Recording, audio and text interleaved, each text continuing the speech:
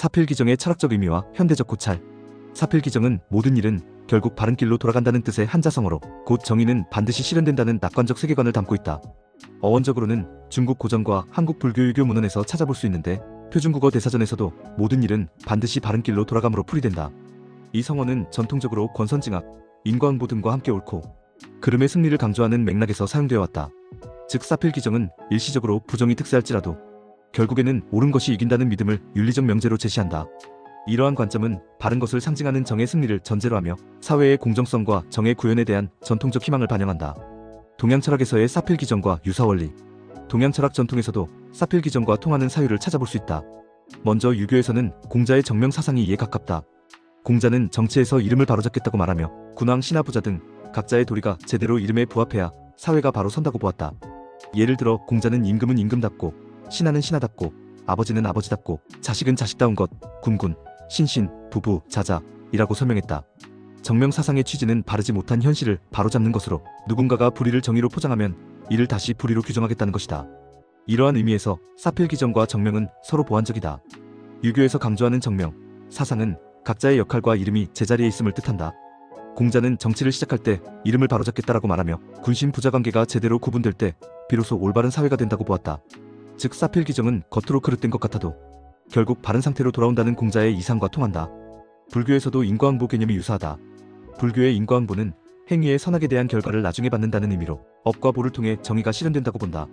위키백과는 인과응보를 불교에서 유입된 불교용어로 설명하며 나쁜 행위는 벌을, 좋은 행위는 복을 받는다는 법칙임을 강조한다. 사필기정은 이러한 업보 사상과 괴를 같이 해 결국 악행은 벌받고 선행은 보답받는다는 믿음을 담고 있다. 실제로 한국 사회에서 권선징악, 인과응보와 함께 연관어로 자주 언급되기도 한다.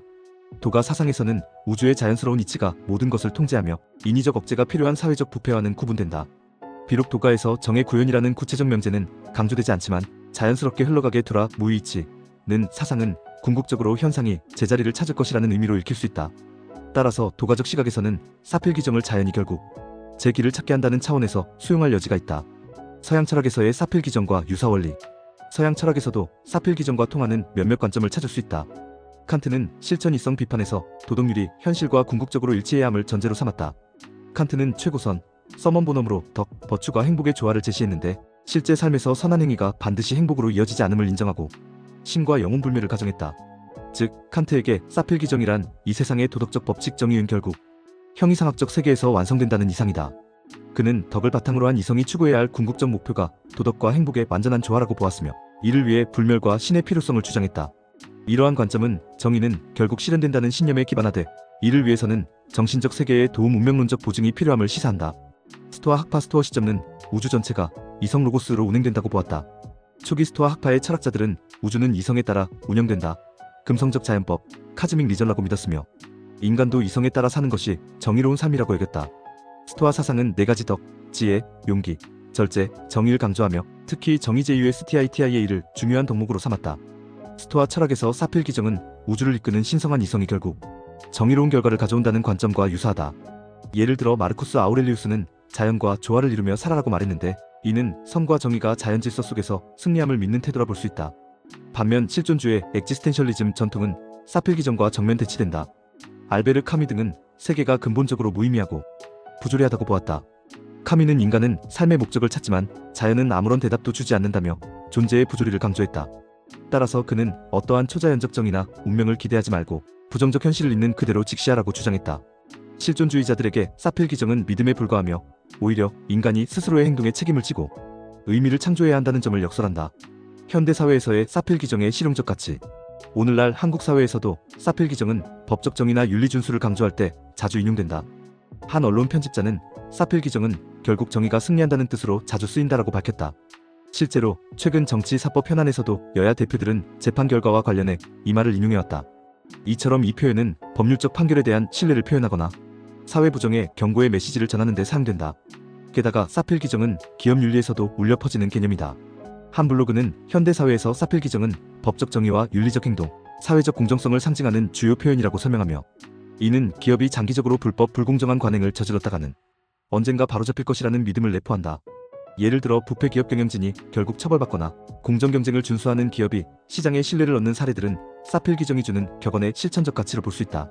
이처럼 사필 규정은 사회적 질서 유지 측면에서 긍정적 역할을 한다. 사람들에게 선행과 정의를 신뢰하도록 독려하며 함께 바른 길을 걷자는 메시지를 전달한다. 법조계에서도 진실과 정의는 반드시 승리한다는 믿음은 재판 과정에서 인내와 절차 준수를 지탱해주는 요소다. 이를 통해 불의와 비리에 대한 사회적 경각심을 높이고 최종적으로 공정사회 구현에 기여한다는 점에서 유용성을 지닌다. 개인의 윤리적 판단과 삶의 태도, 통찰 관계. 개인의 삶과 윤리적 판단에서도 사필 규정은 여러 시사점을 준다.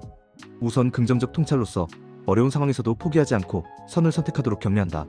예컨대 불이익을 당하거나 억울한 경험을 해도 결국 진실이 밝혀질 것이라는 신념은 개인에게 심리적 위안을 준다. 이는 단기적 이익보다 장기적 선의를 선택하도록 유도하기도 한다. 실제로 하나의 분석에 따르면 사필 규정의 교훈은 부정직한 방법으로 얻은 승리는 오래가지 못한다는 인내와 노력의 중요성을 강조하며 도덕적인 선택이 궁극적으로 더 나은 결과를 가져다 줄 것이라고 본다. 하지만 한계와 위험도 존재한다. 사필 규정을 맹신하면 현실적 변화를 위한 적극적 노력을 저해할 수 있다. 즉, 운명에 맡기면 알아서 정의가 구현된다는 수동적 태도는 불의를 인내하게 만들고 스스로 정의를 구현하려는 의지를 약화시킨다.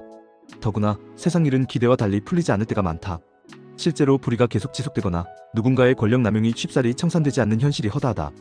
이 경우 사필 규정의 믿음은 비현실적인 기대가 되며 실망과 좌절을 부를 수 있다. 또한 사필 규정되느냐 여부는 주관적 판단에 달려있다는 지적이 있다. 같은 사건이라도 사람마다 바른 길의 기준이 달라서 어떤 이는 결과를 정의로운 것으로 보고 다른 이는 반대 결과를 옳다고 주장할 수 있다. 이처럼 주관성은 공정성과 일관성을 저해한다. 결국 개인은 사필 규정의 이상을 신념과 경계를 함께 갖고 받아들여야 한다. 선과 정의를 향한 노력은 중요하나 그 실행 과정에서 현실적 어려움을 인정하고 적극적으로 행동해야 한다. 개인의 윤리적 태도로는 일시적 상황에 흔들리지 말고 꾸준히 옳은 일을 하자는 메시지를 되새길 수 있지만 동시에 사필 규정이 안 될 때도 있다는 비판을 기억해야 한다. 양심과 법규에 따른 정직한 행동이 장기적으로 의미 있음을 믿되 바로잡기 위해 필요한 시간과 비용이 크다는 점을 감안한 균형 잡힌 태도가 필요하다. 사필 규정에 대한 철학적 비판과 반론. 사필 규정은 긍정적인 격언이지만 철학적 현실적으로 여러 비판도 동반한다. 첫째, 운명론적 함정이다. 이 말은 결국 세상이 바르게 굴러간다는 전제의 기대므로 실제로는 무책임한 태도로 이어질 위험이 있다. 시간이 지나면 정의가 구현된다는 믿음은 악행을 방치하게 만들고 인간의 자유의지와 책임을 강구하게 만든다. 이는 칸트가 주장한 자유로운 도덕행위의 중요성과도 충돌할 수 있다. 둘째, 정의의 지연과 불완전이다. 사필 규정의 이상대로 결과를 얻기 위해서는 종종 큰 시간과 노력이 필요하다. 부정이 오랫동안 팽배할 수도 있으며 잘못된 판단을 바로잡기 위해 복잡한 법적 절차가 요구될 수 있다. 한 연구는 사필 규정을 기대하는 것은 비현실적이라 지적하며 현행 제도가 신속 완전하게 정의를 구현하지 못할 수 있음을 경고한다. 예를 들어 전 세계적으로 전범 재판이나 부패 청산이 수십 년 후에야 이루어진 사례들은 사필 규정이라 칭하지만 그 사이 피해자들의 고통은 회복될 수 없었다. 셋째, 현실의 부조리를 들 수 있다. 알베르 카미가 강조했듯 세계는 근본적으로 무의미하며 불의가 계속될 수 있다. 사필 규정은 결국 좋은 사람이 당연히 보상받고 악한 자는 벌받는다는 단순화는 성경의 욥기와 같은 문제를 야기한다. 불행한 사람이나 부도덕한 사람이 일시적으로 보상을 받는 현실은 예고 없이 계속될 수 있으며 이때 사필 규정 신앙은 배신감으로 돌아온다. 이와 같이 사필 규정은 이상이 현실을 규정한다고 전제하기 때문에 모든 상황에 적용 가능한 보편적 법칙이라고 보기는 힘들다. 그럼에도 이 격언은 선악의 최종적 균형과 정의, 실현에 대한 희망을 상징한다는 점에서 여전히 많은 이들에게 의미 있는 도덕적 지침과 동기부여를 제공한다. 당신의 생각을 댓글로 남겨주세요. 영상이 도움되셨다면 구독과 좋아요,